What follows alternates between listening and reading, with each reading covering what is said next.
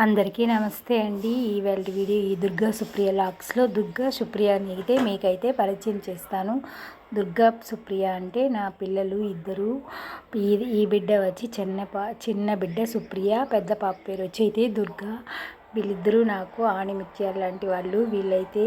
వీళ్ళ గురించి చెప్పాలంటే ఎంత చెప్పినా తక్కువేనండి. ఎంత చెప్పినా చెప్పనలవి కాదు. ఇద్దరు పిల్లలు నాకు రెండు కళ్ళు లాంటి వాళ్ళు. వీళ్ళు చాలా మంచి పిల్లకాయలు. చిన్నప్పటి నుండి బాగా చదువుకొని +1 +2 ఇంగ్లీష్ మీడియంలో కాలేజీలో, తర్వాత కాలేజీలో 10 లక్షల రూపాయలు సీటు ఫ్రీగా కొట్టిన వీళ్ళు ముత్యాలు రత్నాలని అయితే చెప్పచ్చు. నా లైఫ్లో వీళ్ళైతే అదృష్టవంతులే. నాకు భగవంతుడు ఇచ్చిన వరాలని అయితే చెప్పచ్చు. అంత అదృష్టవంతమైన పిల్లలండి నాకు భగవంతుడు ఇచ్చినందుకు ఆ భగవంతుడికి కోటి కృతజ్ఞతలండి.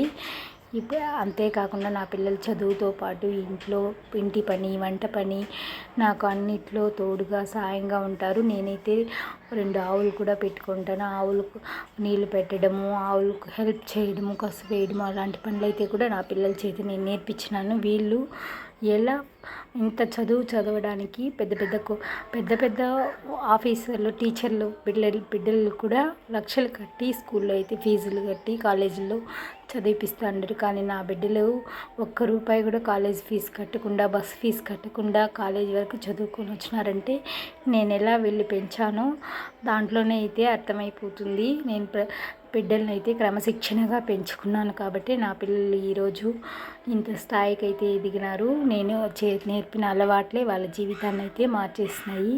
నేను చిన్నప్పటి నుంచి పిల్లలకి LKG UKG నుండి అయితే తెల్లవారితో 5 గంటలకు లేచినారంటే అప్పుడే హోంవర్క్ రాయిపించేదాన్ని, అప్పుడే చదివిపించేదాన్ని. 1 అవర్ చదివిపించుకున్న తర్వాత వాళ్ళ స్కూల్కి అయితే రెడీ అయ్యి వెళ్ళేవాళ్ళు. ఈ విధంగా 6th 7th వరకు అయితే నేను ఫాలో అవుతానే ఉన్నాను ప్రతిరోజు.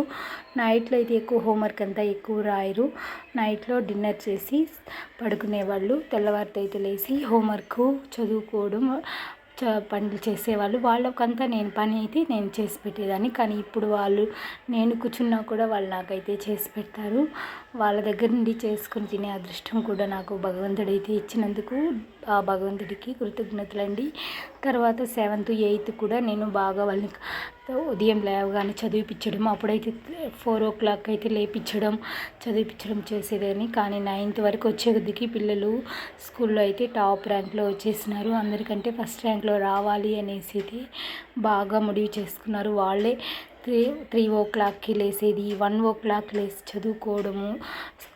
స్కూల్ 10th 9thలో అయితే ట్యూషన్కి పోయి 7 o'clock అంతా నిద్రపోయి ఆఫ్టర్ రాత్రి 12కు 1కు లేసి చదువుకుంటారు. 3 o'clock అయితే లేచి చదువుకునేవాళ్ళు. ఇప్పుడైతే నేను చదవమని చెప్పను. ఇప్పుడు కాలేజీకి వచ్చినా కూడా కాలేజీ వర్క్ అయితే 3 o'clock లేచి చదువుకుంటారు. 7 o'clockకి 6:30కి లేచి కాలేజీకి అయితే రెడీ అయితే వెళ్ళిపోతారు. అంతేకాకుండా తులసమ్మ పూజలు, ఇంట్లో శుక్రవారం పూట గడపలకి ఇంటి దగ్గర ఉన్నారంటే గడప పూజలు. ఈరోజు పౌర్ణమి అండి. పౌర్ణమి రోజు సత్యనారాయణ స్వామికి అయితే నేను బ్రాహ్మణులు పెట్టి 3 సార్లు అయితే పూజ చేసినాను. కానీ ప్రతి పౌర్ణమి రోజు సత్యనారాయణ స్వామికి ఏదో ఒక నైవేద్యం పెట్టి హారతి ఇచ్చి దండం పెట్టుకునేది. ఆ ప్రసాదాన్ని అయితే మేమైతే ఇంటిల్లి పాది స్వీకరిస్తూ ఉండేవాళ్ళం.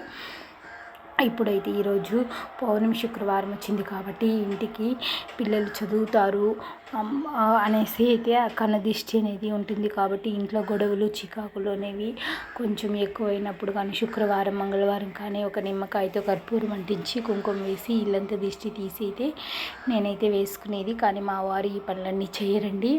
అందుకే నేనైతే ఇంట్రెస్ట్గా చేయమంటే ఏదో చేసినామంటారు. అందుకనేసి అయితే నేనే ఓపికగా అయితే ఈ పని అయితే పూర్తి చేసేసి తర్వాత వంట పని అవన్నీ అయితే చేసుకునేది. నేను వంట పని చేసే లోపల అయితే బిడ్డ గడపలకు పసుపు రాసి కుంకుమ అయితే పెట్టేసింది. నిమ్మకాయతో కూడా దిష్టి తీసి అయితే వెలిగించేసినాము. ఇప్పుడు పూజ రూమ్లో అయితే దీపాన్ని అయితే వెలిగించుకుని ఇక్కడ సత్యనారాయణ స్వామి పూజ కూడా అయితే చేసుకునేసినాము. చిన్న పాపే ఈరోజు హారతి ఇచ్చి ఈ స్వామివారికి గంట కొట్టి హారతి ఇచ్చి వాళ్ళ ఆయన బిడ్డ ఇద్దరు దండం పెట్టుకుని నైవేద్యం అయితే స్వీకరించినారు. ఈరోజు అయితే శుక్రవారం కాబట్టి పౌర్ణమి తంగాల గుడికి పోవాలనేసి అయితే త్వరగా టిఫిన్ చేసేసి అయితే రెడీ అయ్యి పోతూ ఉండాము. మా పిల్లలు ప్రతి ఒక్కరూ తల్లిదండ్రులు పిల్లల కోసమే కదండి కష్టపడతారు. వాళ్ళు సంపాదించే డబ్బులంతా కూడా పిల్లలకు ఫీజులు కట్టను. పెద్ద టీచర్స్, డాక్టర్స్ కూడా తమ పిల్లలకి లక్షలు పెట్టి ఫీజులు కట్టి చదివిపిస్తుంటారు. కానీ మాకు పెద్ద పెద్ద కాలేజీల్లోని ఫ్రీ సీట్లు అయితే వచ్చింది.